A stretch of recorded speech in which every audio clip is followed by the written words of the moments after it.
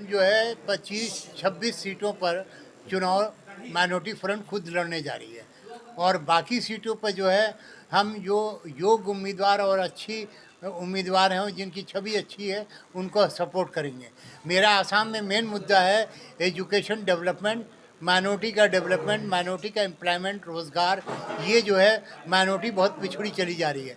तो जो आसाम है उसके अंदर माइनॉरिटीज़ के लिए जिस तरीके से प्रॉब्लम पर प्रॉब्लम खड़ी की जा रही है उसको देखते हुए हम मुद्दा लेके खड़े हो रहे हैं। मुद्दा हमारा है कि हम एनआरसी के खिलाफ हैं।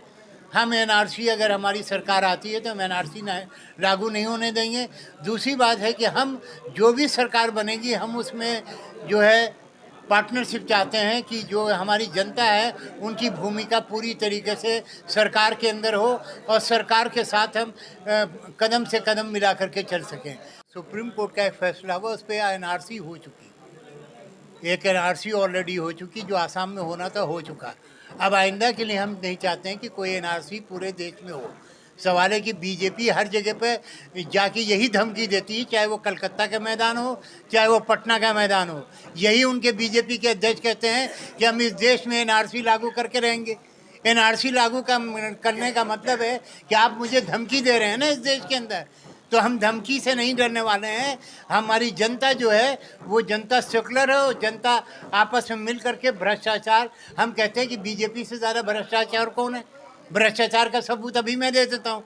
जो भी भ्रष्टाचार में लोग थे बंगाल के अंदर, जितने भी भ्रष्टाचारी थे सबको जो है बीजेपी ने टिकट दे दिया और बीजेपी कहती कि मैं बहुत बड़ी जो है हूँ। भ्रष्टाचार जितने लोग हैं उनको वो टिकट दे रही है। तो सबसे बड़ी भ्रष्टाचार पार्टी तो बीजेपी ही है जो नहीं आई। हम कहते हैं कि जो ये पार्टियां हैं दिखाने को ये कहती हैं कि हम आपके साथ हैं, लेकिन आपके साथ नहीं है, हमारे खिलाफ है। और बीजेपी एक लाइन बना करके चल रही है और हमारी पार्टी ऑलरेडी बंगाल में भी 50 सीटों पर चुनाव लड़ रही है। अभी ये बरपट्टा, डुबरी, आपके गुवाहाटी, जो हमारी मेन ये जो 30 सीटों का इलेक्शन है उसमें से सारी जो है 26-27 सीटें माइनॉरिटी डोमिनेटेड है। इन डोमिनेटेड सीटों पर ही हम चुनाव लड़ने जा रहे हैं जहां पर हमको जीतने की पूरी संभावना है।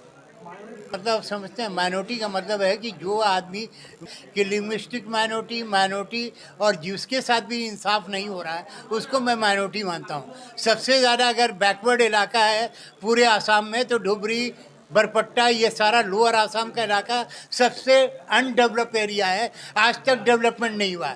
दूसरी बात है बांग्लादेश का बॉर्डर होते हुए भी वहाँ के लोग अनएम्प्लॉयमेंट हैं। सबसे ज़्यादा मजदूर जो है पूरे इंडिया को इसी एरिया से सप्लाई होते हैं।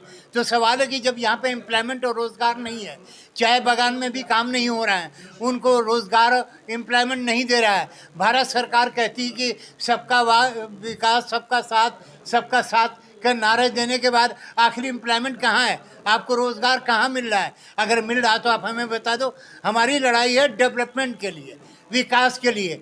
और जो भी वंचित समाज है, अगर आपको नौकरी नहीं मिलती है, आपके लिए अगर कोई काम नहीं होता है तो माइनॉरिटी फ्रंट आपके लिए है।